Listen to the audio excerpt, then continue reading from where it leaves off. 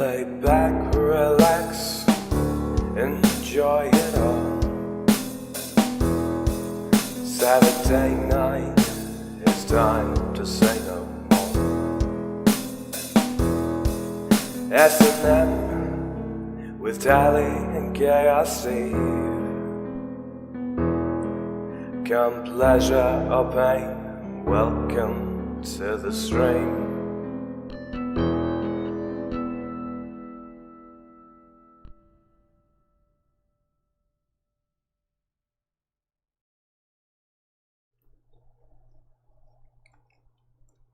Good evening, everyone. Welcome to S&M. I'm Eve. This is Tally. Hi. I'm wounded. I mean, that's a way to start the stream. But, Yeah. no, I was just going to say, welcome to our new time slot. Sorry, we're a little late because I ran into some hiccups and got distracted with some life stuff today. Yeah. And food. And food. God, we sat down, I was like, oh my god, I haven't eaten all day today. Shit. And it's 4 in the afternoon for me. It's kind of to be fair, it's kind of my fault that you remembered you haven't eaten yet today because I sent you articles about food. Mm-hmm. Can you tell I'm hungry? Mm-hmm. Well, I can tell. We're all going to be hungry when we're done looking at this article here, but you know what? It is what it is. Hi Shady, hi Pat, hi Becca, and hi Cap, and hi Tally. Anywho, actually I need to turn. So a few things happened this week. Mm-hmm. This week at work, it was not my week. Bearing in mind, my week work goes from Saturday to Wednesday. In the first half of the week, it was just a standard week. From Monday onwards, it sucked. Because I fell down a flight of stairs and landed on a slate floor. I say I fell downstairs. I fell down the last two. She's not allowed to show you because, you know, they'd be showing like way too much of her leg, and we can't have that. I've got a nice bruise across. I've got a nice bruise across the top of my thigh, and look how swollen my knee is. Knee reveal. It's not as badly bruised as it was. I can hear the fapping from here, Tally. I fucked up my my right knee, and twisted my left ankle. Mm-hmm. So I couldn't walk. Oh, the drive home has never been so painful. Mm. You got your car working now too, right? I got a different car now. Oh, that's right. You did tell me about that. Yeah, it's a shit car, but yeah. The next day, I didn't get injured, but I did turn 30. Yay! Yes, yesterday was Tally's birthday, guys. So everyone wish her happy birthday. Yay! There's a reason I don't tell anyone, like, when my birthday. I didn't tell anyone. You know what happens now, right, Tally? What? Talita Constantine. Yeah. My dear friend. This one's for you. Happy birthday to you.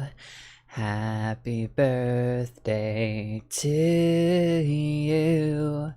Happy birthday, dear Tally. Happy birthday to you. Yay! As great as that was, no. I don't want to be 30. It's okay. 30's actually really great. Karos' birthday spanking time. Yeah. I still got to get Kayla for her birthday. I didn't get all of hers. I still owe her like 22 more swats. Come on, Abby. And then there was today. And then there was today. What happened today? I found I found a leak in the kitchen. How did I find a leak in the kitchen? I slipped. I was walking into the kitchen to put a dirty plate next to the where we're supposed to put all of the dirty plates before they get washed and then put through the dishwasher. And I found a wet spot. Oof. And I fell and I knocked my knee and it twisted my ankle again. That was fun. But I'm this sorry. time I got through the pain. So I didn't have to go home early. Happy would like to wish you a happy birthday, happy belated birthday, and a speedy recovery. Also, look at the camera, Happy. Look at the camera. Fuck bitches get money. Hooah.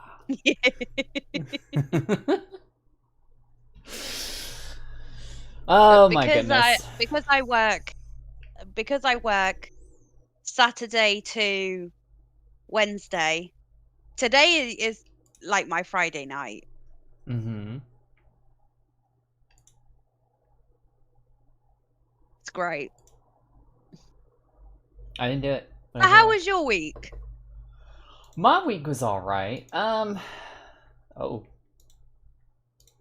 My weekend was great. Kayla and I hibernated in the house all weekend. We were gonna go camping, and then we realized it was Memorial Day weekend and everybody's going camping.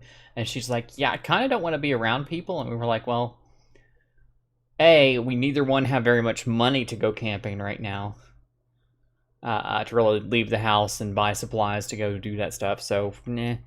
And then 2, there'd probably be less people if we just stay home. So that's what we did. We grilled in the backyard. I say we grilled. We smoked meats in the backyard. She got like a dozen sausages, and then she had like 2 pork loins. She did tons, like a whole pound of bacon, and we ate off of that stuff for 2 days. It was great.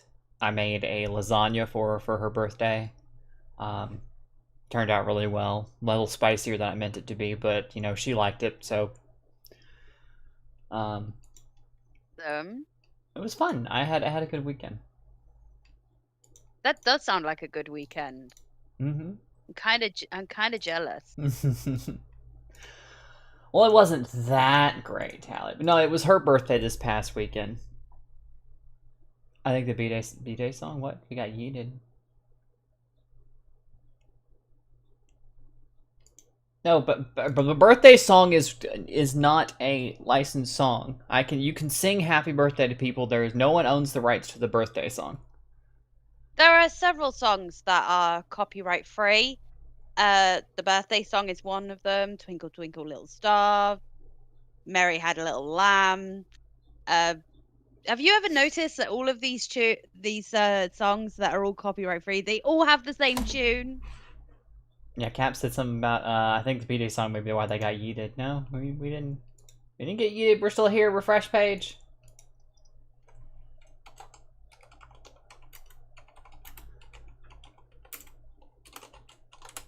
Refresh the page, Cap. But no, he said a blonde being accident prone. The jokes write themselves. Hope the bumps and bruises heal quickly. Well, one of the girls at work called me accident prone Annie. I think it suits you. You always seem to be bumping and scraping something. It's not the first time I've fallen down those stairs. It is the first time, however, I've fallen down the stairs and got injured. Well, I mean, you could be like my mom, I'm sure she'd tell the story if I was here. Or if she was here. I have zero coordination. Well, it wasn't even her fault. Apparently, my uncle decided when they were little that it would be funny to set up a tripwire at the top of the stairs. Oh no. That is now why my mother's front 3 or 4 teeth, I think, are false. My mom had this awful habit when I was a kid of leaving stuff on the bottom, on the stairs. She would leave them on like the 3rd or 4th step up. Mm-hmm. And it would be the whole, I'll take those up later next time I go up the stairs. And she never did. One day I was walking down the stairs carrying my niece. Oh, she was like 1 at the time.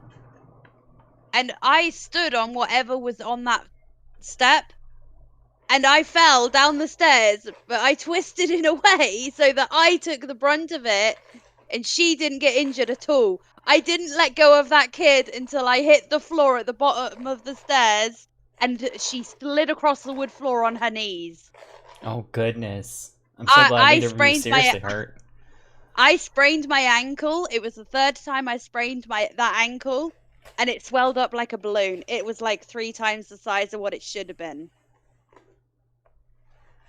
Yeah, I'm very glad neither of you was seriously hurt. Like, I'm glad you were able to shield that baby, because that's, oof. Well, Oof. that's just an instinct thing, isn't it? Like, you've got a baby in your hands and you fall. Your instinct is, I'm gonna get hurt. Yeah, that's true. I would do the same thing for these little fuzz balls. Just in there and twist them. No, you're not going to die. See, my older sister, she didn't have that instinct, and there's a reason she was never allowed to carry any of the kids. After she fell carrying my brother, and instead of shielding the baby and twisting so that she took the brunt of it, do you know what she did? Her instinct was to put her hands out to stop herself from falling. No. Dropped the baby on his head. And there's a reason no one ever let her carry babies ever again. But she was never very maternal. But in saying that, it's not just a maternal thing. Like, most adults do that. Shield the baby and just be like, I am really gonna get hurt here. Goodness gracious. Anywho,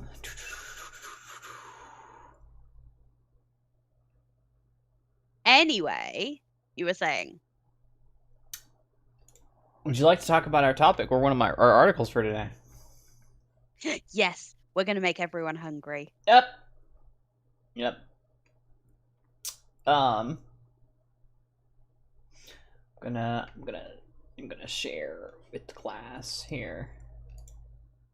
Okay, got the right thing up there. So this Tally picked these articles out today, or I did. She picked 3 of them out.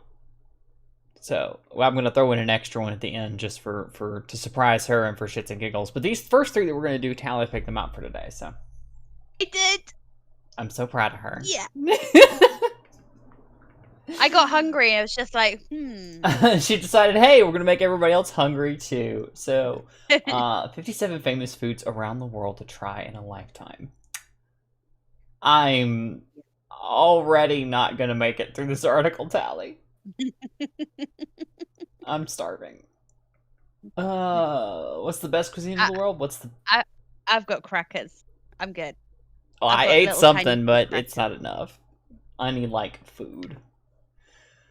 What's the best food in the world? It's hard to say what the best cuisine in the world is, or what the countries with the best cuisine are. The list of countries with the best food in the world could be entirely biased. There are different cuisines around the world with distinct flavor styles of preparing food. Each country and each cuisine comes with some unique foods and unique cooking methods and styles that meet various tastes and needs. But we can definitely talk about the most popular food in the world and why it's hard to say what the best food ever or what the best dish in the world is. It's possible to talk about cultural food, popular national dishes, and most liked food, and the most famous foods in the world. Let's just start the list, goddammit. Number 1. You know what?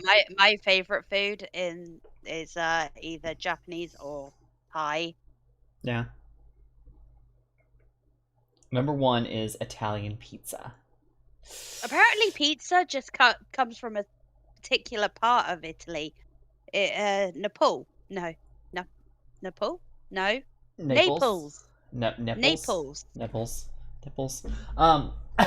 Depending on the toppings. Yeah, no, wait, started reading the middle of the article. Italy's pizza is probably the most famous food in the world. Pizzas crossed borders of Italy a long time ago. I'm not reading all of these entries, by the way. There's 57 of them, so I'm not going to read all of these, but we are going to go through and talk a little bit about each one. Mm-hmm. Pizza is the top most liked food in the world. Today, you can find pizza in almost every corner of the world. Yep. But yeah. I think we can all agree that pizza is good. I don't think I've met anybody who doesn't like pizza in some shape, way, form, or fashion. Like, Oh, everyone loves pizza. right?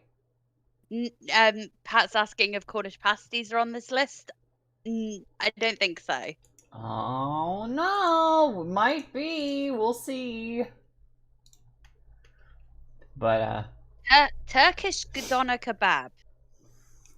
Now, I worked in a kebab shop, and I hate doner kebab, but it's really good food to have if you're drunk and you just want something greasy to fill your stomach. I could say that looks delicious, though. That does look delicious. However, it's That's the mutton or weirdest thing lamb. to me is that pizza just like is universal. Everybody knows pizza, and then apparently this is where we're just going to descend.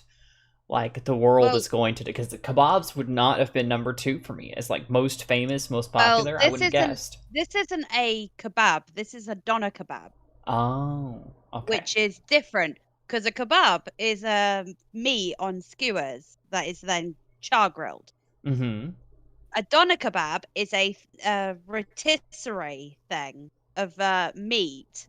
It's about this big and it just spins on the rotisserie, and they use a special slicer to slice it down lengthways. It's very similar how they make gyros, isn't it? To make what? Gyros. I don't know. Gyro. I don't know. You've never had a Greek gyro? Gyro? I never know how to pronounce it. I probably have, but I don't know. It looks very similar. It sounds very similar in that, you know. Second close world famous dish is Turkish kebab. Turkish doner kebab is famous street food that can be found today pretty much everywhere in the world. Yeah. See, here's where I would have gone, but apparently that's number 3. Number 3 is American hamburger. Oh, God that damn does it. look good, I'm though, hungry. doesn't it?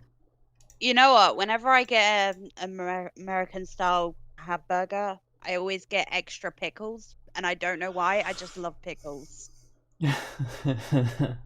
Pat says I'm eating lasagna while watching this. I'm going to have some leftover lasagna when I get done here. So I had leftover Chinese when I was finished at the gym. You bitch. But I mean, I think we can all pretty much, guess that. I worked out in the gym for an hour, and then I went swimming for half an hour, and then all of that work I did was completely destroyed by the fact that I ate leftover Chinese. Chinese isn't that bad for you, especially if you focus mostly on rice. It's not bad at all. Yeah, it wasn't that bad. But like in all of its different variations, with a cheeseburger is a cheeseburger, a hamburger is a hamburger. You can put whatever you want on it, but the staple of the meat and bread, the cooked burger meat and bread, is just. I love to make burgers, and when I make burgers, I get a cheese that melts. Like if you pull pieces off and put it in your mouth, it'll just melt in your mouth. Mm-hmm. I put a piece of that on it, a little bit of coleslaw and barbecue sauce, and a little bit of lettuce, and that is how I make the burgers at home, and they are delicious. You're killing me, Tally. But yeah, I can't disagree with that choice. Number 4, Middle Eastern falafel. I've never had those. I've never had a falafel either. Traditional Middle Eastern falafel balls are deeply fried chickpeas, fava beans, or both. Falafel is often wrapped in pita sandwich or eaten alone as part of the meze, Middle Eastern palette of appetizers. Oh, a meze. A meze. Uh-huh. It's kind of like a sharing platter. Mm-hmm. You get a little bit of everything. Falafel is believed to originate from Egypt and is called tameya. However, falafel is traditional Egyptian food, traditional Lebanese food, traditional Jordanian food, traditional Palestinian food, and traditional Israeli food. Today, falafel is a popular street food not only in the Middle East but around the globe. I've never had falafel. I think I might Neither have to have add that to my I. list. Oh, Looks good. the next one's the gyro. Ah, there it is, the Greek gyro. I've never eaten a gyro that looks like that, though. That's just crazy. It does look good, though. It is similar to the Turkish doner kebab or Middle Eastern shawarma, but while the kebab and shawarma are made of beef or lamb, typical Greek gyro is made of pork and chicken. Authentic Greek gyro definitely deserves a place among the top 10 delicious foods in the world. Oh, yeah. God, Tally, you need to have a gyro. Oh, they're so tasty. Actually, there's a Greek restaurant. There's actually a Greek restaurant in one of my local towns. That's as I pronounce it, gyro. Yeah, I've heard it pronounced all sorts of ways. I'm not sure exactly. Hi, Travis. I have no idea how you're supposed to pronounce it. All I know is it sounds delicious. I've never seen it look like that either. It's ridiculous. Like, that's gigantic. Like, that takes up the whole plate. It's usually the ones I have are like done on a slice of pita bread, almost like a they're wrapped up in pita bread, almost like a taco. But the ingredients that go on it is the sliced pieces of beef or lamb and stuff like that. Yeah. Well, where this has pickles and all of that sort of thing on. Has pickles and stuff. The place that I like to go to get mine from also does their own homemade chips. And when I say chips, I mean like potato chips, like bagged crisps for you. Ooh. They're homemade crisps, and they put this seasoned salt on it that's just to die for. It's absolutely delicious. I could just get so fat eating that. You know what? I might go get some of that tomorrow. Thank you for. Well, if it's just a grilled chicken in a pita bread with salad, it's not that bad. See, when we have if we decide, let's just go to the kebab shop, I tend to have a mixed kebab, which is lamb and beef with salad in a pita bread, and it's so good. Yeah, it's very similar to that. Like, it seems like a lot of these are very similar dishes, but they're just a little bit of variant. Number 5 is Middle Eastern hummus. I've had hummus. I like really hummus. Good I don't think I've ever had it like that, but most of the stuff I've had to be like store bought. Hummus is really good for you. So I'm told. That looks like more from a high-end Greek restaurant. Yeah, I would guess as well, Rick. It looks very very like upper end, because I don't know what the fuck they eat in there. I'm not eating that. I've never eaten something that fancy, but hummus isn't just Middle Eastern though. Like, they eat it all over the Middle East and in the Mediterranean, like Greece and all that sort of thing. This famous Middle Eastern spread of mashed chickpeas and fava beans is a world-renowned dish. Mashed beans are blended with tahini, lemon juice, olive oil, salt, and garlic. And there it is. Hummus is made. Hummus is one of the most popular spreads in the world over. Necessary to say, hummus is regularly featured on numerous culinary lists of 10 best foods in the world overall. Hummus is really good if you've got like a one of those kind of like a baguette that you've like sliced. You put a little bit of hummus on it and some smoked salmon. It's so good. Number 6 is Russian caviar. I've never had caviar. There's caviar in my fridge. You've caviar in your fridge? Caviar in my fridge. I'm gonna ask why. My dad loves caviar, and at the moment I live with my dad, don't I? Oh, okay. I was thinking maybe because it said Russian caviar, and I know your stepmom's from up in that neck of the woods. Maybe Yeah, she. she's Ukrainian. Yeah. Mm-hmm. Oh, don't! I didn't mean to make that mistake. I'm sorry. Don't shoot me. Oh no, she calls herself Russian, but her passport is Ukrainian. And I know that because I filled in the paperwork for the census. Mm. Yeah, I know they get a little ticky about being confused with each other because there are two types of Ukrainians. There's ones that are like fiercely independent and they're like, we are not Russian, we are Ukrainian. Fuck the Russians. And then there are the ones Yeah. that are like, nah, we're good, bro. Yeah, it's fine. It's fine. We're good. All right, yeah, we've Can we got go a back pot now? of both black and red caviar in the fridge. Goodness gracious. The little jars like this. I've never summed up the courage, nor have I ever actually had an interest in caviar. I know it's particularly popular Well, amongst wealthier people, but the thing about caviar is they do range in prices. You can get the really cheap stuff and then it goes up in price to the really expensive stuff. Mm-hmm. You get the really cheap stuff, you might as well just pour salt down your throat. Because that's how it tastes. Mm. When you start going up in price though, it does taste better. So what you're saying is the price is how much salt they add to it. Got it. It's also better quality stuff. Like the more expensive stuff tends to taste better quality. The two types of caviar, Peking black and duck. red, like you just said. Black caviar is more appreciated than red, thus it is more expensive too. Black caviar is nicknamed black gold. First class caviar comes with a price tag of more than $30,000 USD per kilo. Russian caviar doesn't. You don't have to spend that. Huh? You don't have to spend that much to get the good caviar. Yeah. Russian caviar definitely doesn't belong on the list of common foods. Instead, it deserves a special place among the best food around the world. I don't know about It is. best, but well, it can be pretty. You've had it, then I assume. Mm-hmm. And depending on what you get, does depend on how good it is. but like if you got good, decent quality, you know.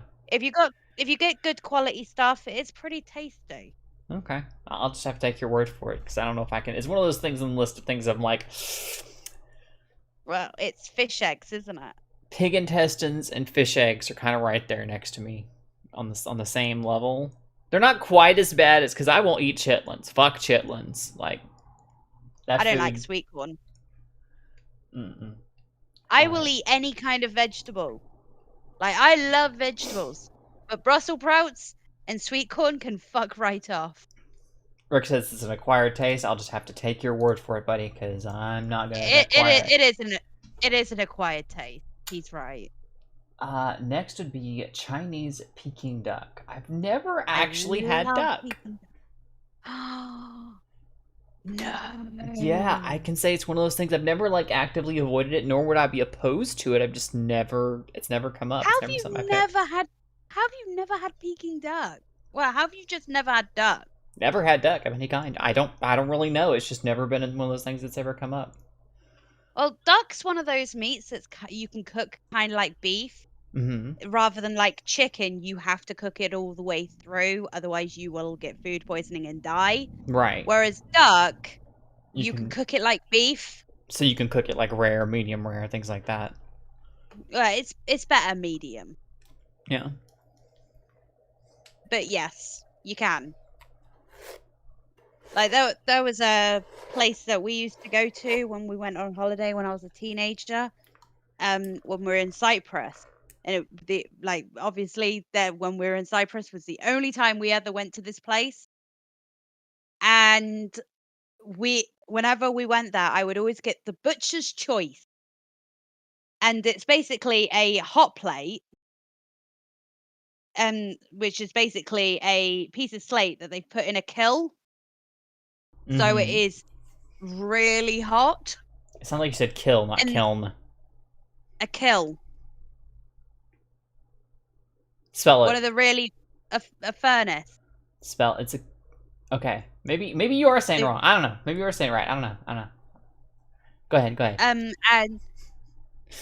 And they give you a selection of meat, like beef and all of that, different cuts of beef and duck. And you basically just put it all on this piece of slate and you grill it there in front of you as you're eating it. Eventually, the stone does cool down, so you just have to ask them, "Can I have another one?" They take that one away and they bring you another stone to finish cooking the rest of the meat. It's great. If you find a good. place like that, I highly recommend it. Chinese cuisine is one of the most diverse cuisines in the world, but Peking duck stands out amongst all Chinese food. Cantonese Peking duck is the national dish of China. Roasted duck marinated when flavored with soy sauce, traditional Chinese 5-spice powder, and maltose syrup is one of the the most famous Chinese dish and one of the most famous foods made of duck in the world. Yeah, okay. Next time you go to a Chinese place, get the Peking duck. So I've always or crispy duck, because if you get crispy duck, the skin is all crispy, and the rest of it is nice and it's moist and it's so good. And I'm telling you, next time you go to a Chinese place, you want to get either Peking duck or crispy duck. Well, it looks like I've got two things because I've always wanted to have dim sum as well. It's one of those things that's been on my list of I've got to try this, but I've never had the opportunity. But Chinese dim sum is number 8. They are yummy. Yeah. Cantonese dim sum refers to a large range of tiny bite-sized dishes prepared in small steamer baskets. Dim sum literally means touch your heart, and this traditional Cantonese dish has touched the hearts of not only Chinese people, but the hearts of people outside China too. Dim sum is one of the most famous foods around the world and the best dishes in the world. Traditionally, dim sum is served in Chinese tea houses while socializing with friends or family over the tea and tiny dim dum dishes, such as dim sum pork dumplings, dim sum shrimp dumplings, dim sum steam. Okay, if they're technically dumplings, like a type of dumpling, then I have had them. They are steamed dumplings that you get yeah, in the little I've had steamed and dumplings. there's a range of different kinds. I've never had them in the little basket, but I've had steamed dumplings before. So yeah. Last time I went to one of these Chinese all-you-can-eat places, it was really good, and I really enjoyed the dim sum. But there was one that I was just like, yeah, this one's gross. And they had like 7 or 8 different varieties, and out of them, I only disliked one of them. Sorry, I'm playing with Happy. Apparently, there's several different ways to prepare them, but they all seem to be like some kind of dumpling style thing. So, anyway, number 9, Italian spaghetti. I can't agree. I love spaghetti. I love spaghetti. Also, boys, I'm gonna put it to you right messy. now.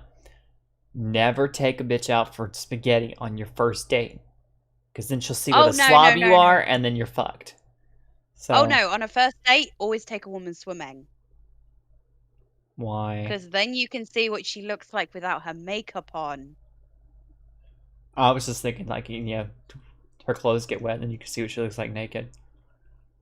Well, I was actually thinking more along the lines of I mean, let's face it, being a girl, you know how easy it is to change your appearance using makeup. Mm-hmm. Like, bitches can do all kinds of crazy shit with makeup, make themselves look completely different. And it's catfishing on some level. Depends on how much effort they put, because I've seen some that like completely alter a girl's appearance, and then others it's just like like mine. I try to keep mine pretty light. Like I'm wearing a little bit of concealer and I did my eyebrows and mascara. That's all I've done today. Well, I did some lipstick too, but obviously my lips aren't purple. or dark pink. So Well, I've done blusher, mascara, and lip gloss, and that's it. yeah, I But, alter my appearance slightly enough But- to just highlight or accentuate certain things. But you can women can change their appearance drastically using makeup. So always take a woman swimming on a first date. Fair enough. There's tips from Tally, guys. That said, I say that the spaghetti thing because spaghetti is very sloppy and messy when you're eating it, and if you don't know how to eat it, it just shows that you're, But if you, on the other hand, if you do know how to eat spaghetti, take that bitch out for some spaghetti, because then you get to see how sloppy and messy she is. You get a spoon and a fork. Stab it, twist. I mean, doing that, you still end up making a mess, but it's not as much of a mess as going. Don't slurp. Don't slurp spaghetti.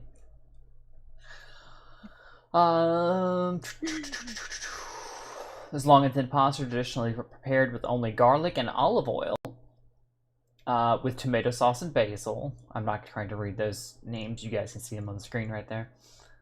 With minced meat sauce or with bacon. Ooh. Oh, I love carbonara. Oh, I love And a usually- carbonara. And usually topped with grated hard Italian cheese, like the famous Parmigiano. Parmesan. Yeah, that is Parmesan. Yeah. Parmigiano Reggiano. I don't speak Italian. That is essentially just Parmesan cheese. Preparation of spaghetti differs a lot from one Italian region to another region. Italian spaghetti pasta is often voted one of the best dishes in the world. Apparently, pasta is really easy to make. It's Can just be. a pain in the ass. It's just Like, it's it's- just a it's- dough you roll up and three- 3 ingredients.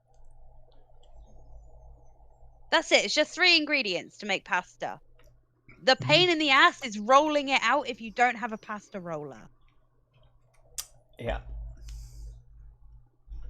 Number 10, and this is where Kayla would perk up, Italian Oh. lasagna. Oh, I love lasagna. That's what like I said, the reason I made it for Kayla for her birthday is it's her favorite dish. She loves lasagna, like as her bread and butter. She loves that stuff. And there's so many different ways you can make lasagna, so many different things you can add to it.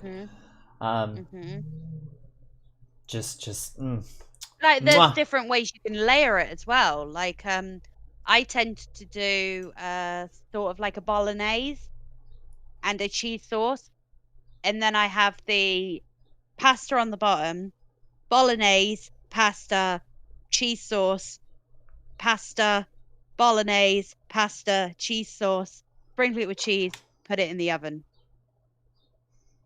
And that's how I tend to do it. Mm-hmm. And that's probably not the best way to do it, but That's about so how good. I made it. I put I did a slow cooker lasagna. So what I did was put everything in I've the never had slow a cooker. slow cooker lasagna. I put everything in the slow cooker. I started with a layer of sauce, then I layered the dry noodles on top of it. Then I put the dry lasagna noodles, so it was just like those, so I spread them out. Lasagna cover. sheet. Mm-hmm. Sheet. And then I covered that with the cheese spread, the mixture that had all the cream cheese and the cheese and stuff mixed in with it. Oh, no. You've got to make your own cheese sauce. Just like you've got to make your own Bitch. bolognese. Do I look What? like I got time or skill for that? It's really easy.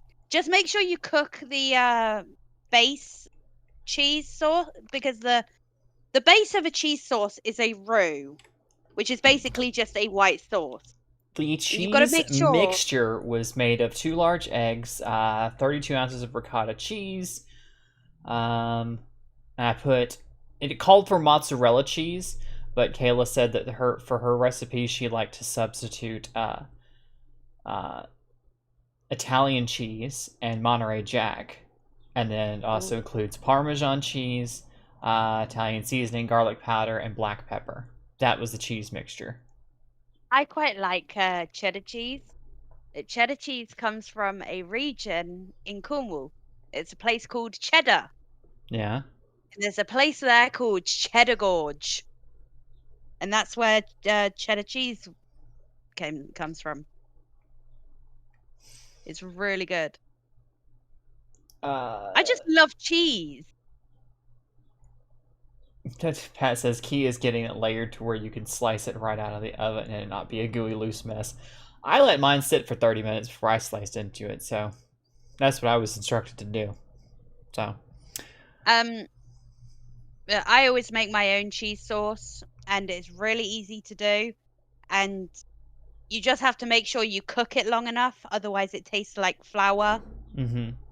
And you really don't like that happens if you don't cook it long enough.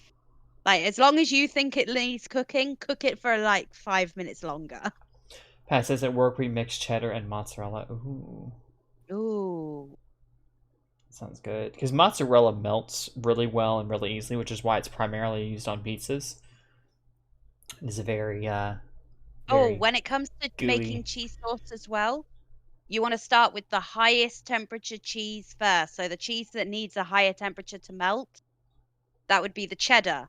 And then you turn down the temperature after that's all melted through, and then you put the mozzarella in. So you don't burn the mozzarella. So you want to start with the harder cheeses and work towards the softer cheeses. Don't look at me like that, Happy. She's just giving me a look. Oh, now she's coming over to investigate. She said, "What is it, Mom?" But yeah, not much else to say about that. Everybody knows what it is. Layer of pasta sauce. Sauce is made of meat, vegetables, and cheese. And you just layer it. As you can see here, it's like noodles, sauce, cheese, sauce, yeah. And It's then not noodles, top everything with cheese. Well, it's not noodles, it's pasta sheets. It is pasta, yes. It is a not a noodle per se, but you know what I mean.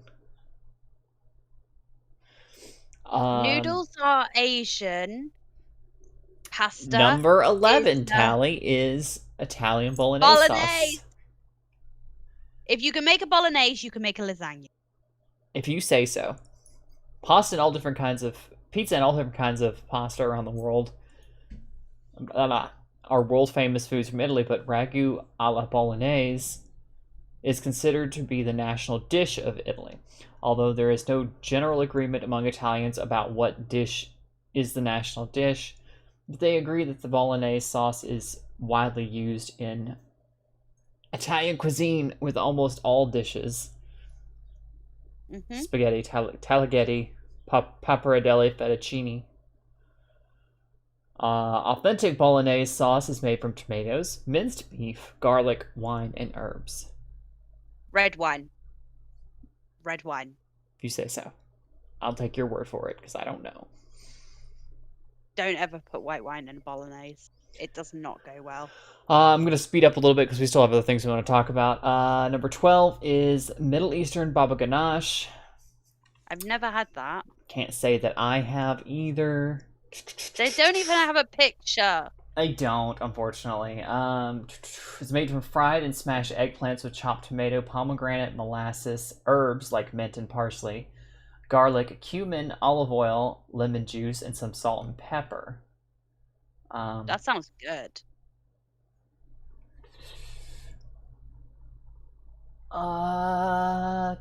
Number 13, Middle Eastern mutababal. Kind of looks like hummus. Babel is another famous Middle Eastern dish, Middle Eastern spread made with eggplant. Classic mutababal is prepared with eggplant, garlic, lemon juice, olive oil, and tahini. Therefore, baba ganoush and okay, so these two are confused. Baba ganoush and mutabali or whatever are often mistaken. So basically, it's like one ingredient difference between the two. It looks like.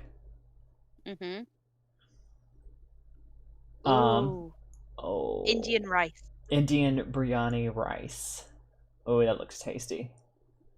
Doesn't it? Indian cuisine is one of the most diverse cuisines in the world, and Indian food is arguably one of the most delicious foods in the world. Biryani rice comes with many popular dishes. The difference, I think, is the spices they use. Yeah, They do use a wide range of spices. plethora of Indian India. spices: cardamom, coriander, bay leaves, cinnamon, nutmeg, mint, ginger, and various types of meats. So there's different ways to prepare the rice, obviously, because rice is rice is rice. It just depends on what you season it with. Well, not necessarily. There are different types of rice too. So Well, there's brown rice, there's white rice, there's long grain rice, and then there's golden rice. I love and jasmine golden rice. Oh, jasmine rice. There's a lot of different kinds of rice out there. Jasmine rice tends to be more Thai, just like sticky rice. I love sticky rice. But I'm gonna check chat real quick.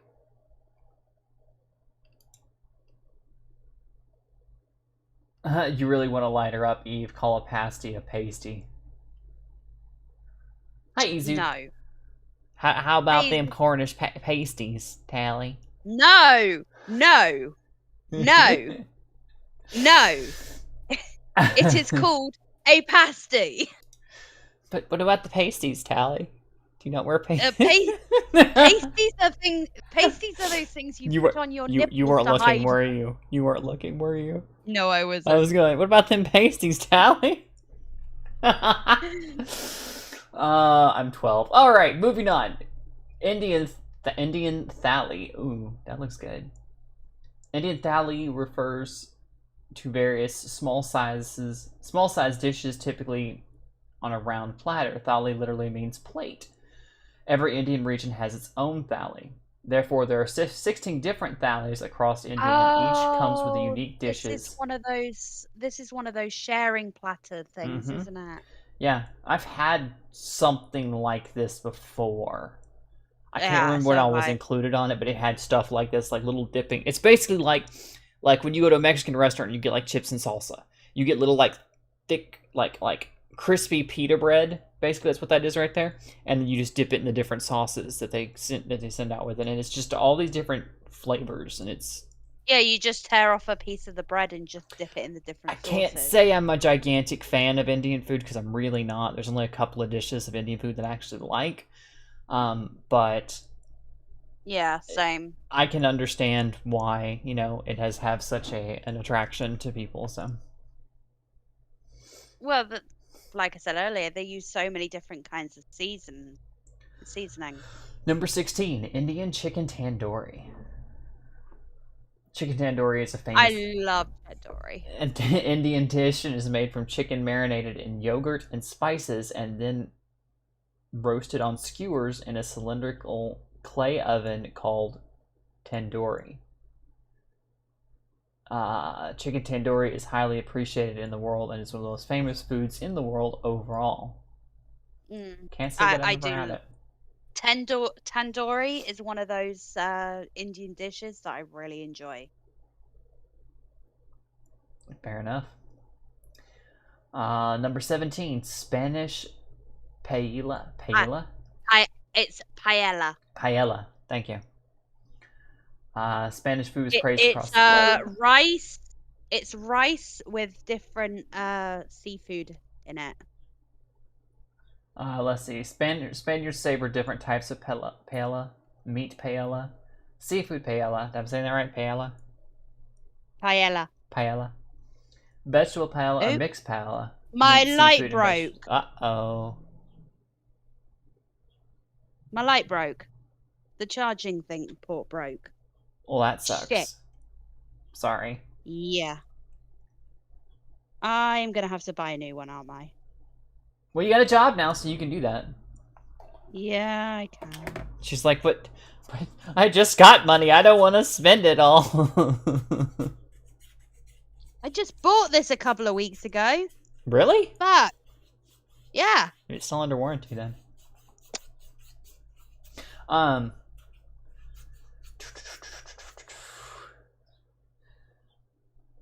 Paella di Marisco, the seafood paella, is the most famous of the type of paella in the world, but authentic Belizean paella is actually mixed meat paella with meat of rabbit, chicken, sausage, and snails, of all things.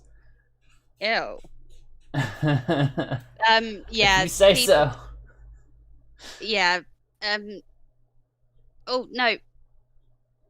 I blinded myself. You right there? Okay. Yep. I'm good.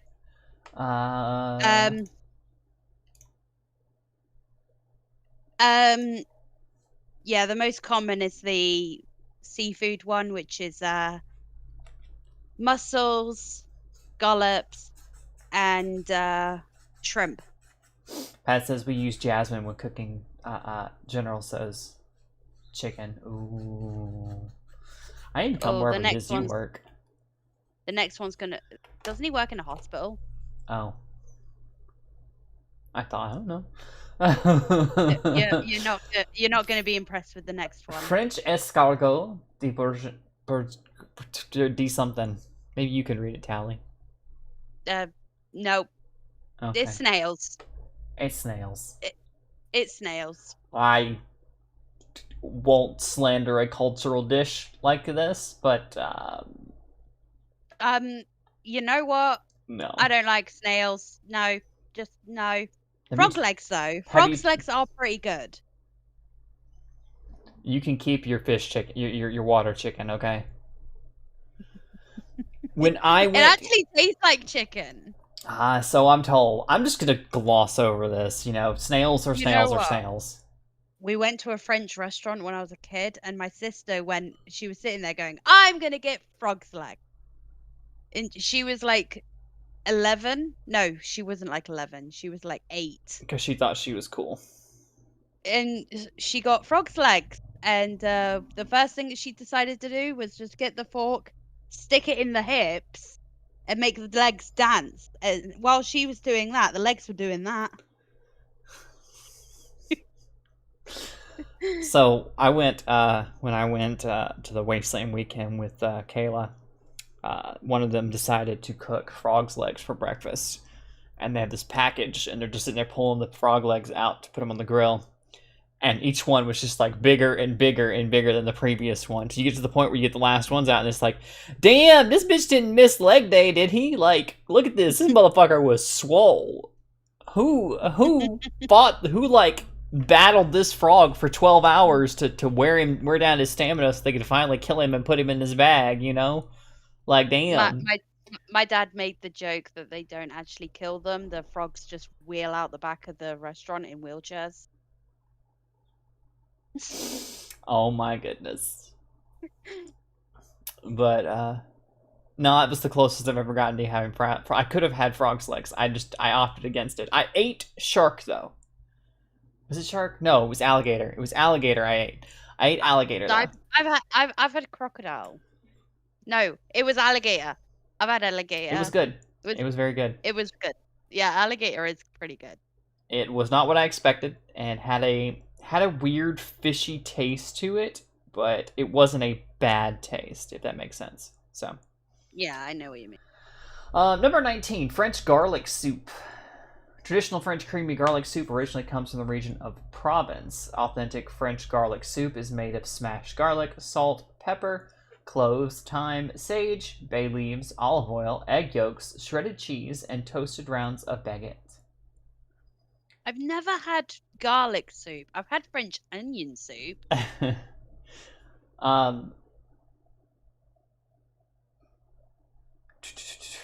Pretty much similar is the popular French onion soup. French garlic soup or French onion soup. You can't go wrong with any of these soups. Number 20 is Mexican mole. Mole? I'm gonna say mole because it's the way it's spelled. I am so glad I've got snacks. And I'm an American. Pat says gag escargot. And Rick goes, ah, French cuisine.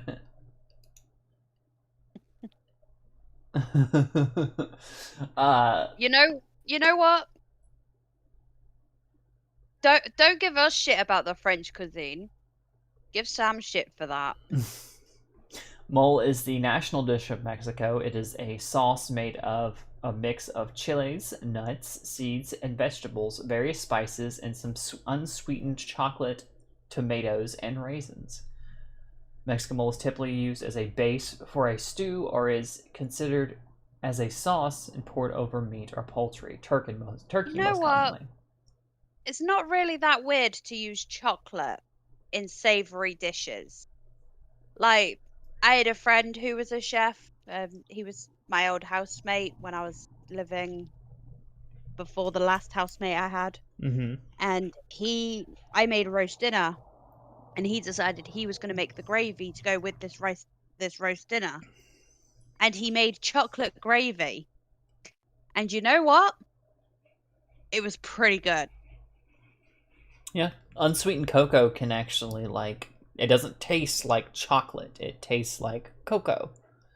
But you mix it in with other things and you can make a really good sauce or stuff out of it, yeah. Well, originally, chocolate, as we know it today, wasn't a candy the way we eat it today. It was a savory drink. Mm-hmm.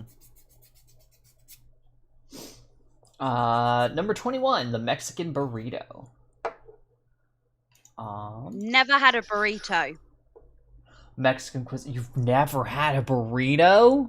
I've never had a burrito. You've had tacos, right? I've had tacos. Okay.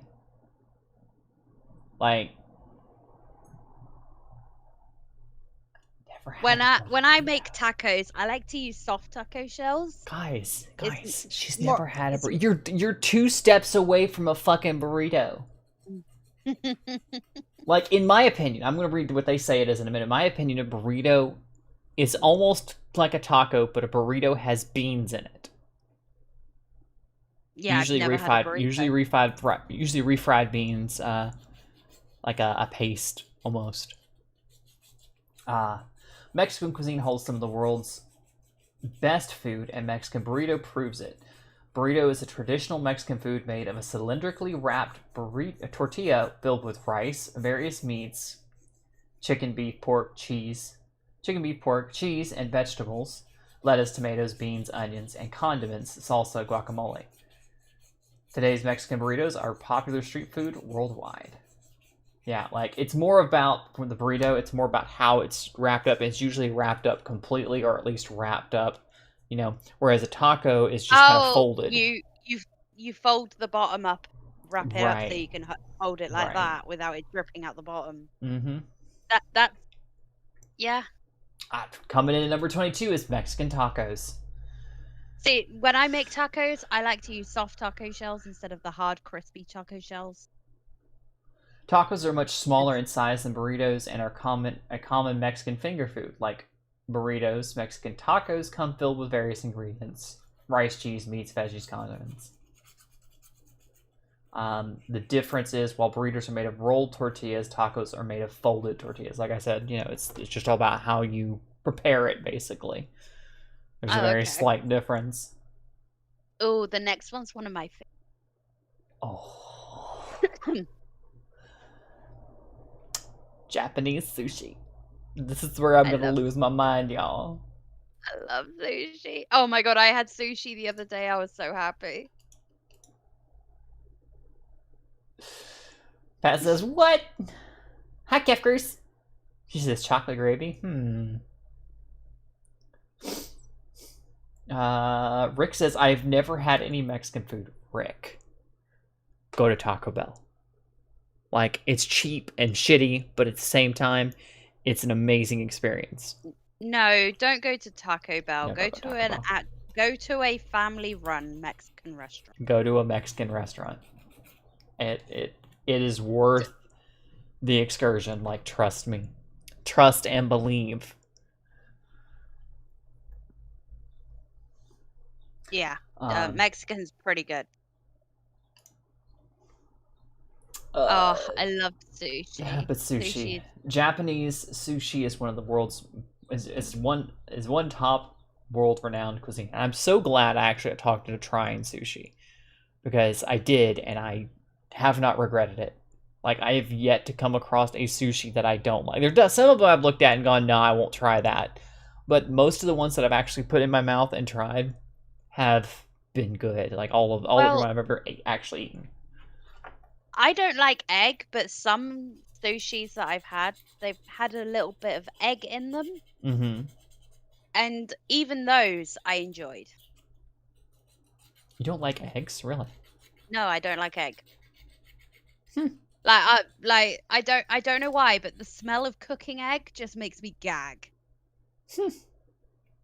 The more you know, folks.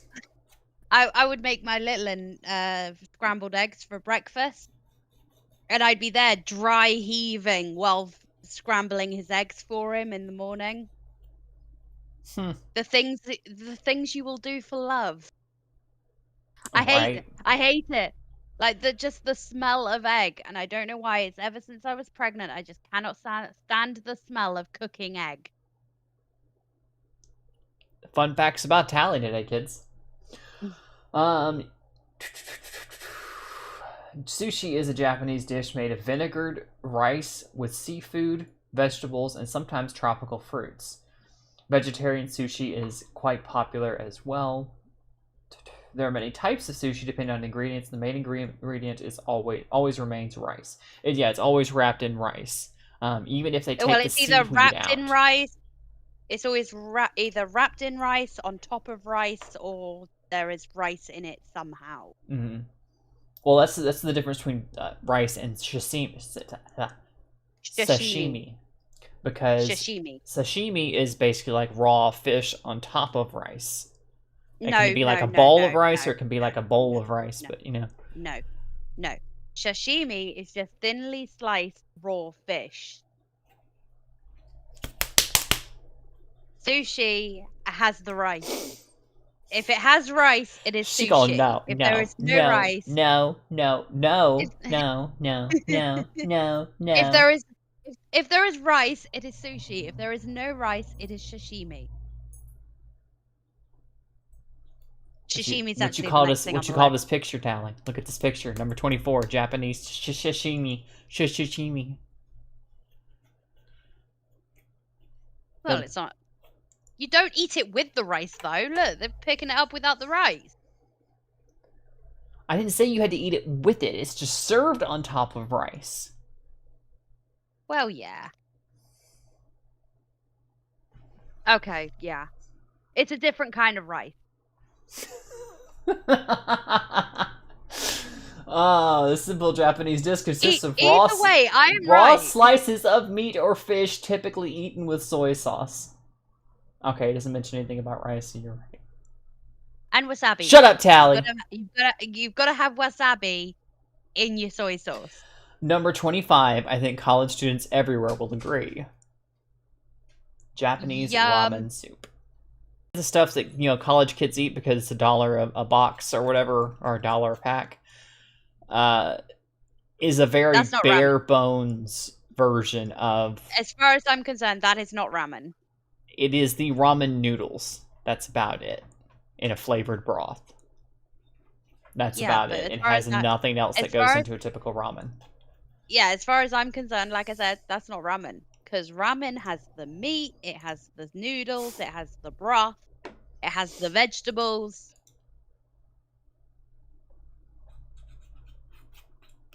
Pat goes, ramen.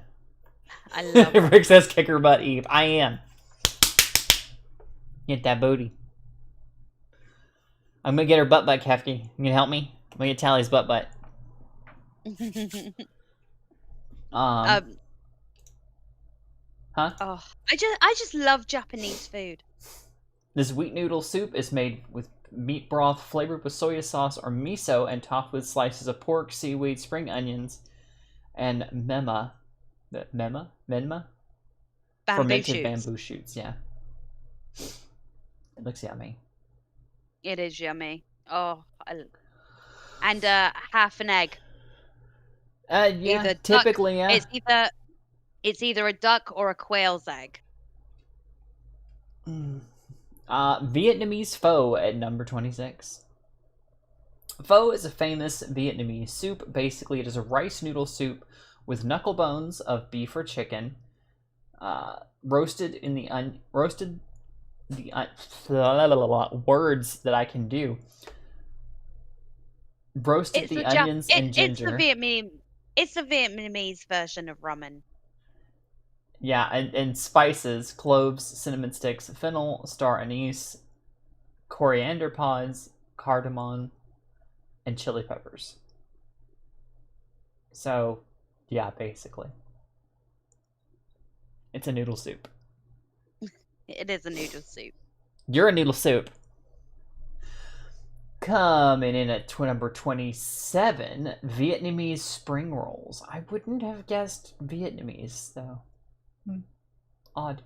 I love spring rolls, but I've never had Vietnamese spring rolls. Yeah, the ones I've usually had had are spring rolls. Yeah, Japanese or Chinese cuisine. I've never had them with Vietnamese. Well, there's Thai spring rolls as well. Made from vermicelli, rice, pork, shrimps, vegetables, and all wrapped in edible rice paper.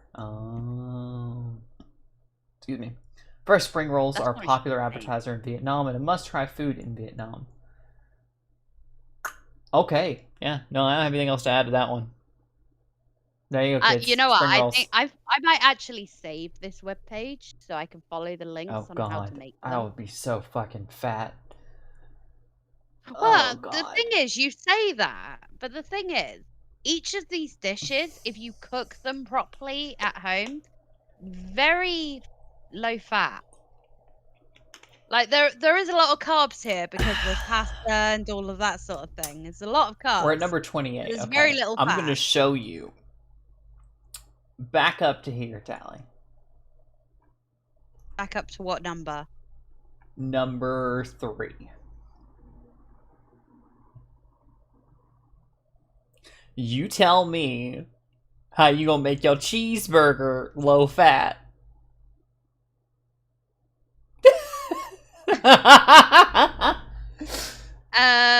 Well, a cheeseburger isn't something that you have as low fat. That's a cheat day food. Uh-huh. But all of the rest of it, if you cook it right, it's very low calorie. Uh-huh. And if you get lean, low fat meat for like even a cheeseburger, you get lean meat that is low in fat, like low fat percentage, and it's not that bad. Mm-hmm. Anywho, number 28. Pad Thai. I love Pad Thai. I've never had it. Oh, it's so good. National dish of Thailand. I've got a joke for later. Off stream. It's made of rice noodles. It's made of rice noodles with eggs, tofu, vegetables like raw banana flowers, garlic chives, bean sprouts, shrimps, crabs, or chicken, and all flavored with tamarind, chili peppers, palm sugar, and lime. Roasted peanuts are usually added, making it even more flavorful. Mm-hmm. Oh, it's so good. Yeah, Pad Thai is one of my favorite foods to make. Oh, sorry for the yawn, kids. And if I don't feel like making it, every time I go to a Thai restaurant, I always get Pad Thai noodles. Kefki said, "Run, Tally, save the butt bite." I heard that ramen in America isn't like the ramen in Japan. Is that true? Yeah, I mean, what you'll find here is like instant ramen. Instant ramen is like the difference between having homemade mashed potatoes and instant mashed potatoes.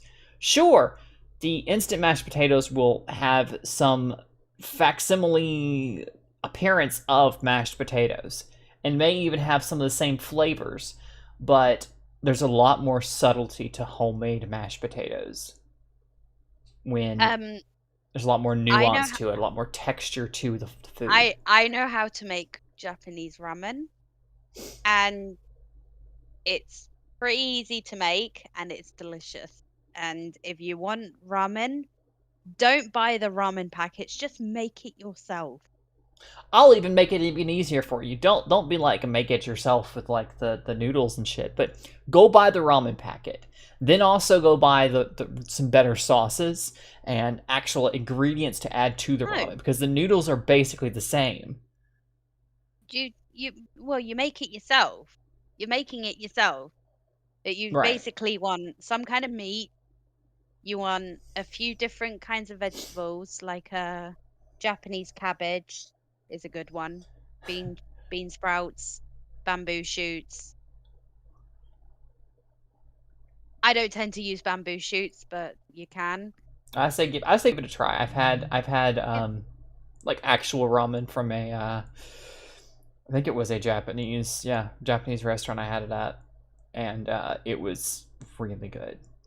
Here in the UK, there is a Japanese ramen place called Wagamama's, and their big thing that they do is ramen. They do other Japanese dishes too, but their main thing is different kinds of ramen, and it's so good. Wait, what? They're both ramen. What are you talking about? He says, wrong, Cassie. There's a restaurant down the street which makes it fresh. There's a difference, but they are both ramen. No, I was just talking about the difference between instant ramen and like that you just find a little soup cup with ramen noodles in it that's dry and you just add hot water. And fucking... As far as I'm concerned, that's not ramen. It is. It's just like the lowest form of it. It's like you can go to a fancy Italian restaurant and pay $30-$40 for a fucking pizza and have it be just the best shit you ever put in your mouth. And then you can also go to the grocery store and buy a $3 or $4 frozen pizza, pop that in the oven, and that's still technically pizza, even if the bread is mostly cardboard at that point. It's still technically a pizza. It's just like it's apples and oranges, you know. It's like there's a lower form and then there's a higher form of it. It's kind of like you were talking about with the caviar. The cheap caviar is just like mostly salt, like you said. You might as well just pour salt down your throat. Which is why you pay more for it, get the more expensive stuff if you're actually going to eat caviar, because having it cheap, it's like, what's the point, you know?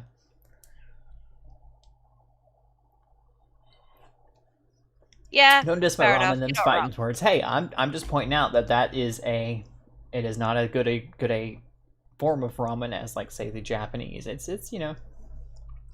But anyway, on to the next thing. Lao Thai green papaya salad. I've never even heard of it. That's the first one I've ever heard of. It's a cold salad made with papaya. Oh, okay. I mean, Tally's apparently an expert on this salad, so. I love Thai food. Really? I just love Thai food. I've never really had it. I've never really eaten just Thai food. Like, somebody goes, oh, hey, we're going to order Thai. I've never there when somebody ordered Thai food and said, hey, Eve, what do you want from the Thai restaurant? And I can go, well, I don't know. Somebody surprised me with something, and I'll just try some shit, you know? There's some foods that are just so good from the Thai. Indian is also one of those ones I avoid, kind of. Some of the papaya salad is really good. Thai green curry that's really good. There's also as red. You can assume this tasty salad. Red curry. This tasty salad. There's also red curry. That one's good too. This tasty salad is made of shredded unripe papaya, although green papaya salad originates from Laos. It's quite popular throughout Southeast Asia. It blends 5 important tastes: salty with the salt, sweet palm sugar, hot chili, sour lime, and savory fish sauce. Okay. take your word for it, because I've not gotten anywhere near anything like that. So, number 30, Burmese green tea salad. I've never had that. Me either. Burmese lapet thok is one of the most famous salads in the world too. Green tea salad of Myanmar consists of fermented soft tea leaves, roasted crispy nuts, and some crunchy beans, butter beans or yellow split peas, toasted sesame seeds, fried garlic, chopped tomatoes, and sometimes dried shrimp and shredded cabbage. It is widely known as one of the healthiest salads in the world. I love green tea, and I've never had green tea salad. What is wrong with me? I don't know. Maybe you should look up how to make some green tea salad and get you some, Tally. I really should. Yeah. Sounds like a plan. Pat says, what the?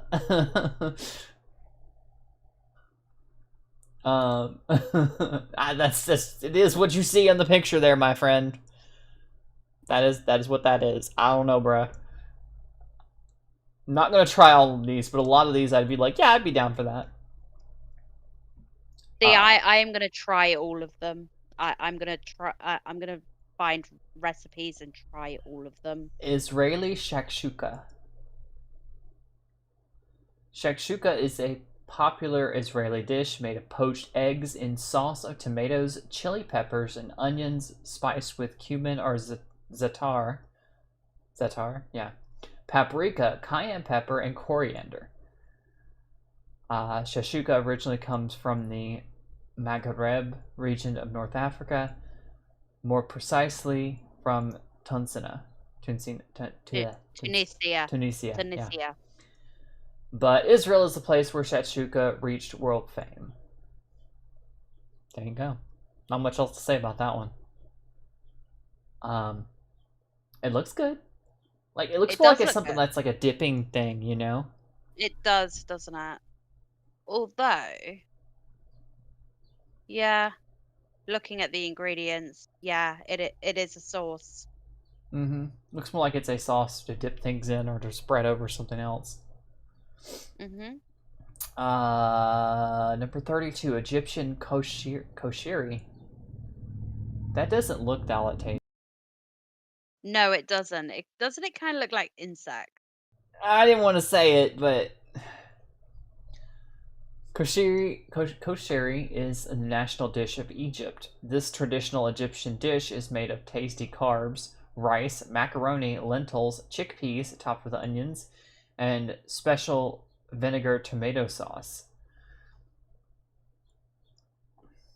Koshari could be additionally garnished with hot chili sauce. Actually, that does sound good with the ingredients. Mm-hmm. Oh, the next one's couscous. I love couscous. Algerian couscous. Couscous is the national dish of Algeria. It's called Tayam in Algeria. Tayam, I'm probably pronouncing that wrong. Tayam, which literally means food. It is made from steamed semolina. What is that, Tally? I don't know what that is. Semolina. Semolina. Yeah. Typical Algerian couscous is topped with meat, vegetables, and various spices. Today, couscous is one of the most famous foods around the world overall. Libyan couscous is the national dish of Libya, and so on and so forth. Number 34, Moroccan tagine.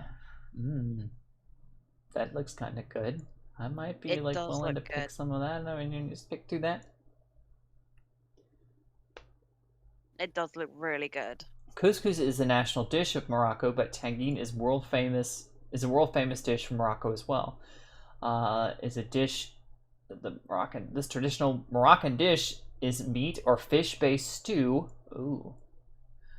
With vegetables, fruit, dried fruits, spices, cinnamon, ginger, cumin, turmeric, and saffron, chili. Prepared in traditional and dome-shaped clay tagine pot. However you say that word. Tangine. Tangine. Yeah. Moroccan tangine is famous for the mix of sweet and sour tastes. That does sound interesting. It does sound pretty interesting, doesn't it? Mm-hmm. I'd quite like to try that. Shady says, y'all are making me hungry, jerks. What do you think I'm sitting here doing, Shady? I'm dying inside. Part of me is just eating away my stomach lining This because is I'm why starved. you want to have snacks. I did have snacks, and look where it got me. Oh crap, Tally! We're already gone for an hour and 15 minutes. Really? Really? Jesus, I didn't think this article was going to take this long. I didn't either. Yeah, we've been on for like an hour and 15.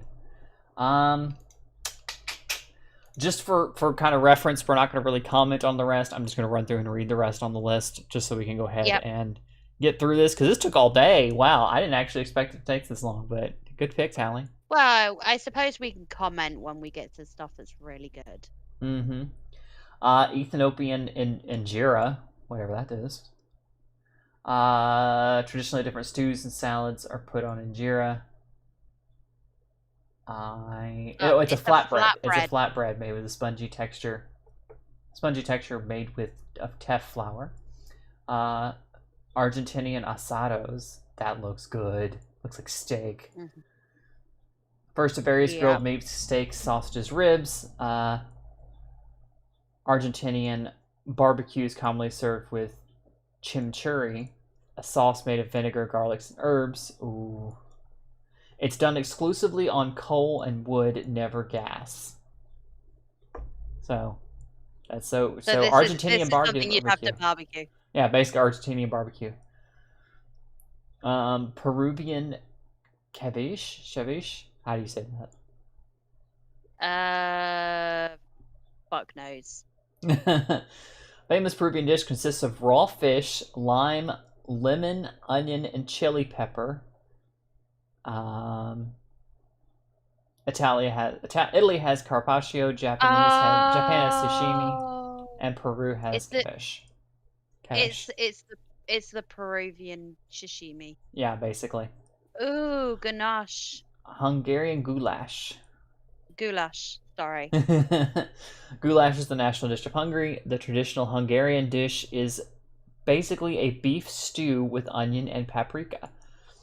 Quite often potatoes, carrots, garlic, peppers, and tomatoes are added. Hungary likes paprika. Okay. I love goulash. It looks good. Turkish Greek moussaka. It's moussaka. Moussaka? Mm-hmm. Okay, I can't talk. So. It's made of layers of potatoes or eggplants and tomato-based sauce with minced meat. Moussaka is eaten warm and greased at room temperature in Turkey and cold in Arab countries. You know what that sounds like? The layering thing sounds like lasagna. It does sound like a Greek or a Turkish lasagna. Mm-hmm. Potatoes, eggplants, and with a tomato-based sauce with minced meat. Yeah. Just a slight variation. It's interesting how all these different cultures have similar foods. Mm-hmm. But changing like one ingredient or two ingredients here or there makes it a completely different dish with a completely different like taste and texture and everything like that. Australian Wiener Schnitzel. Austrian. It's sorry. Austrian. I read that as Australian. I'm like, wait a minute, that doesn't work. Made of sliced breaded veal, fried in fat or lard or butter. Wiener Schnitzel is the national dish of Austria and one of the top famous foods in the world. I do love schnitzel. It's just so bad. German bratwurst. I need not tell you more. They're German sausages. They're German sausages, and they're fantastic. They're delicious.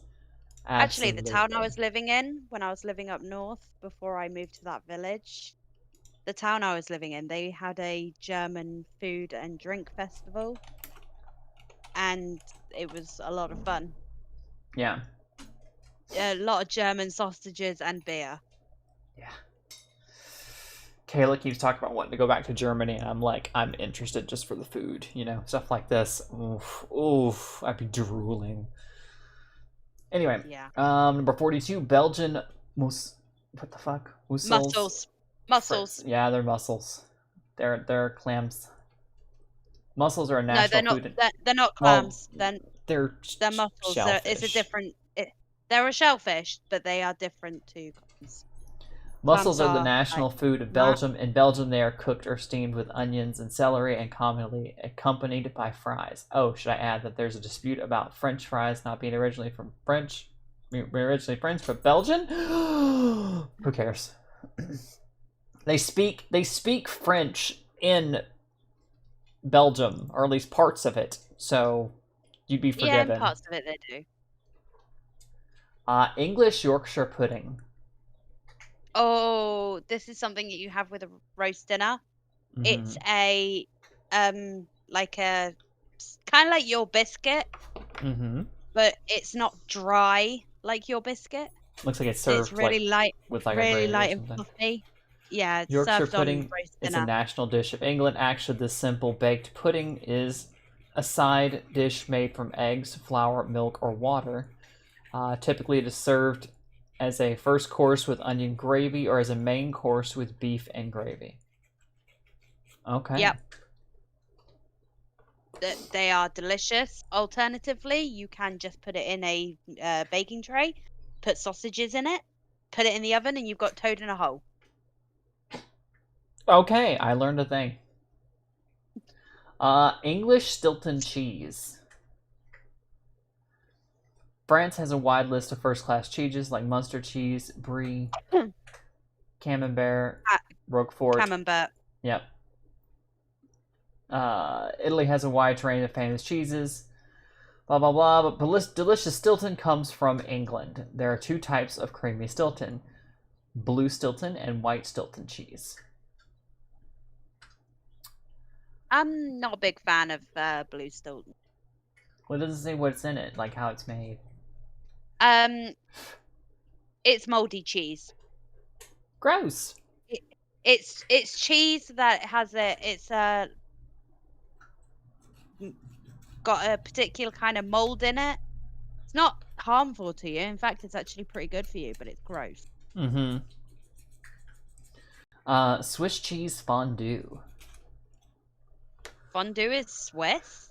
This traditional Swiss dish is one of the famous dishes around the world, traditionally prepared with cheese, wine, and simple, pleasant bread. It is a hearty, pleasant dish. Peasant bread. Peasant bread.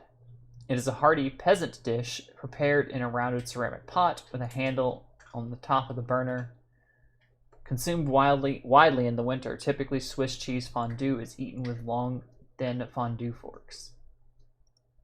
Oh, I She would love dip things fondue. in it, but I guess.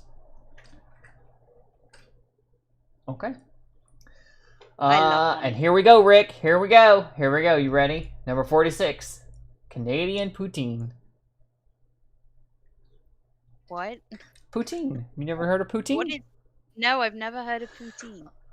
This list of national dishes around the world continues with amazing Canada. The national dish of Canada is poutine. This simple dish consists of French fries topped with cheese curds topped with gravy. Interesting. Yeah, it is an interest. I've never actually had it, but it's one of my list of things I've always wanted to try. I'd quite like to try that, actually. Yeah. So it's pretty good. Brats with a cold beer looks like blue cheese. The Stilton kind of does look like blue cheese. A little bit. Yeah, there you go, Rick. We've honored your country. Now get the fuck out. I'm just kidding. I'm just kidding. Number 47. That's mean. Huh? I won't That's be mean. I won't be mean. But Stilton is a blue cheese. Bosnian It isn't. Kasevapic. I can't pronounce that. Whatever that says. It's the national dish of Bosnia, but they're actually eaten throughout the Balkans. They're small oblong sausages made of grilled minced meat, usually beef. Can also be pork, lamb, or mixed. They are served typically in Whatever that. whatever or that whatever is, flat that bread is. and chopped onions, cheese, and I don't know. They look good. It's a sausage. They do I'll look eat good. it. Shit, it's a sausage. Yeah, I'd eat it. Right? 48, Balkans Adjivar. Adjivar is a famous spread and side dish on the Balkans. Adjivar is made by slowly cooking. This is talking about that spread that we were like, what? Slowly from that last cooking. one. Oh, okay. Slowly cooking, hours and hours of cooking. Red bell peppers and oil. Ooh. There are 3 types of Adjivar: mild, typically piquant, hot, spicy with lots of chili peppers. Mild, piquant, and hot, typically with lots of chili peppers. If you're traveling to North Mas- Macedonia, Bulgaria, Albania, Serbia, whatever that Montenegro, says. Bosnia, or Croatia. Yeah, I don't have anything to add to that. It sounds good with the bell peppers. I like bell peppers. It does sound good. I like bell peppers. I eat them like apple pie. North Macedonian Gravache, Tavase. Dishes prepared with kidney beans and vegetables, dried red pepper, onion, baked in a traditional unglazed clay pot. It is a vegetarian dish. Macedonians are Orthodox Christians, so Macedonian-style baked beans is traditionally served on Friday for Nativity Fast and Great Lent Fast. There are some variations of this traditional Macedonian dish with meat, bacon, or smoked pork across the Balkans, though. That does sound good. Mm-hmm. Wouldn't turn it down. No, neither would I. Portuguese bacalhau. It's fish. Dried and salted codfish, or bacalhau in Portuguese. Balaco. In Portuguese is the main dish in Portugal. In Portugal, it is said that there are more than 365 ways to prepare codfish, one for every day of the year. If you're traveling to Portugal, you can't miss some of the many traditional Portuguese dishes made of codfish. I've been to Portugal, but So we never tried any of this crazy stuff. It's just salted fish, basically. It's just, they use the salt to preserve it, so it's not... They catch it, then they bone it, split it open, like butterfly it, and then they put sticks through it, and then they put it on the beach, on like a spike, and let it dry in the sun. He said, "K, bye." I said, "I'm kidding, Rick." Snow says, Poutine, sing me the song of my people. The C reads like CH. Oh, okay. Rick did say poutine is heavenly before he disappeared on us. Brazilian I don't fucking know anymore. It looks like a stew. Feijoada? Yeah, it's a stew. It's the national dish of Brazil. This traditional Brazilian dish is a hearty stew of beans with beef and pork prepared in a thick clay pot. Typically, it is not made with vegetables. Instead, it is served with white rice, shredded kale, and slices of oranges to make the digestion easier. That does sound good. Yeah, I'd be down for some. I noticed a lot of these also, it specifies it's prepared in a clay pot specifically, because how a lot of these dishes are cooked as well has a play on their flavor. It affects their flavor. I mean, yeah, because if you cook something in one of those really big furnace, like a tandoori sort of thing, in a clay pot, it's going to taste very different than if you cooked it just in an oven. Mm-hmm. Or in like a metallic pot, a metal pot of some kind. Mm-hmm. Number 52, South Korean kimchi. I know people who will swear by kimchi. I've always thought it looked kind of gross. I love Korean food. I love Korean food. I'm a good fan.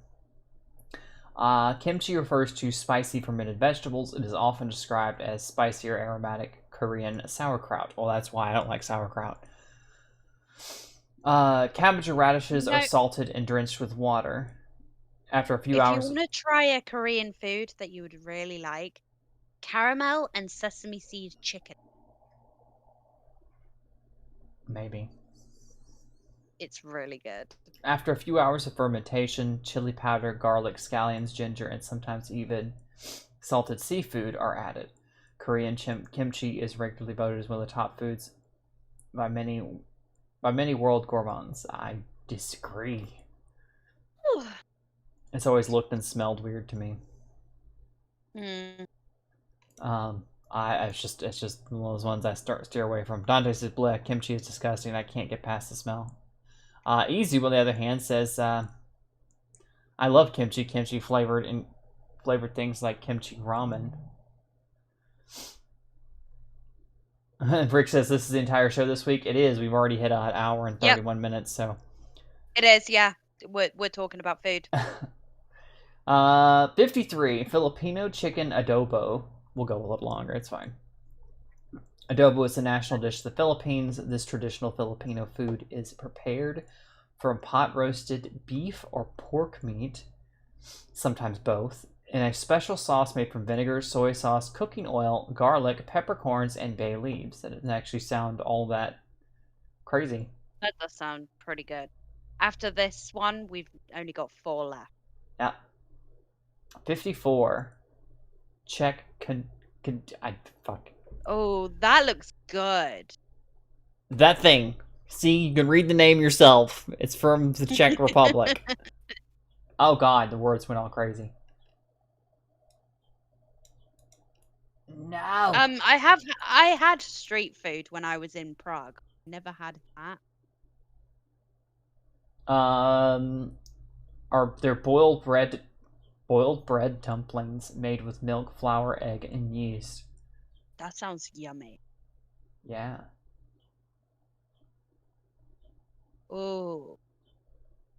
I don't know why the fucking this went over the thing there, but it decided to just cover up the words so I couldn't read it. 55, Polish pierogies. It's basically a fried dumpling. The dumplings, yeah. Pierogi are boiled dumplings with sweet, salty, spicy, or savory fillings. Yeah, they're fried dumplings. I actually tried those the other day because my stepmother had some. Oh, sometimes they are fried as well. Oh, okay. Yeah, she boiled them. But pierogi is typically boiled, so they're just a type of dumpling. They're Polish dumplings. They are Polish dumplings, very similar to Chinese. The most common Polish pierogi are filled with fresh creamy quark cheese, broiled potatoes, and fried onions. So, sounds delicious. They are pretty delicious. 56 is satay. Indonesian satay. I love satay. Basically, it's a seasoned meat put on skewers and grilled. Most commonly, Indonesian satay is prepared of chicken, mutton, beef, pork, goat, fish, and eaten with a sauce, most typically with soy and peanut sauce. You know what? I just love satay, and if I was allergic to peanuts, it is one of the things that I would risk death if it meant I could eat it. Reese's peanut butter cups is the other thing. Fair enough, Tally. We all know it'll kill Tally. Just to say, I'm not allergic to peanuts. I'm not allergic to peanuts, and I love that stuff. That's and good. I will eat them all day. That's good. And the last one on our list, 57, air-cured ham. Italy has prosciutto. Ham. I just had some prosciutto earlier. Mozzarella sticks wrapped in prosciutto. It's a very soft, thin ham that's air-cured. Yeah. Italy has prosciutto crudo. Spain has jamon iberico. Italy also has Parma ham. French, Croatia. But in each case, it's always thinly sliced, air-dried, cured, and uncooked pork meat, or precisely pig's hind leg or thigh. And it's always eaten raw. Needless to say, air-dried ham is voted as first-class delicacy by gourmands around the globe. I can agree. Prosciutto is one of my favorites. Something I recommend doing with some air-dried ham is you eating them like just as they are really good like that. However, if you slice open a piece of chicken and put some like a cheese of some sort in there, like a soft cheese, wrap the air-dried ham around it, and then wrap it up so that the cheese doesn't just melt everywhere. Put it in the oven until the chicken's cooked. It's so good. See, I remember I told you I was eating those mozzarella wrapped things. I had like pepperoni, I had salami, and then there was prosciutto wrapped around some of them. Kayla was had given us the brilliant idea to cold smoke them. Would have been fantastic. Because unlike regular smoking, you don't add as much heat with it, but I think she said you have to keep it under 100 degrees so the cheese doesn't melt. And just like gush everywhere, you know. Yeah, 100 degrees Fahrenheit, yeah. So that would be Celsius to Fahrenheit. Well, it's cool enough so that you can walk into the room. It'd be 37 degrees Fahrenheit, or 37 degrees Celsius. Yeah, it's warm, but it's a low temperature. That does sound really good. Brooke asked if I could put the link in chat, please. I most certainly can. It does look like a fabulous list of foods. And there you go, kids. I've already bookmarked it so that I can go through and find this recipes for these things so I can cook myself. Well, I gotta say, Tally, this was not as it went way longer than I expected it to, but it was a good talk. It was a good day. I think we did pretty good with this. So yeah, did a good job. Good article selection. We still have other things for next week too. Yeah. Well, we can talk about those this week. You're very welcome, Rick. And with that, poke, poke, poke, poke, poke. Anyway, ladies and gentlemen, boys and girls, thank you so much for watching. If you like what we do on this channel, share with your friends. Don't forget to hit that like and subscribe button on your way out the door. And I don't think I have anything else. Do you have anything else, Tally? If you think you don't like something just because you're not too sure of it, if you've never tried it, how do you know you don't like it? And do what makes you happy. Fair enough. And I'll just say, if you guys have any stories or articles you'd like to share with us, send the hashtag S&M News. Can't guarantee we'll always be able to get to them because we might have days like today. But we will definitely try to. We'll definitely add them to our list of things to talk about in the future. Hopefully. Yeah. So, that said, well, I guess we'll see you guys next time. Bye. Bye.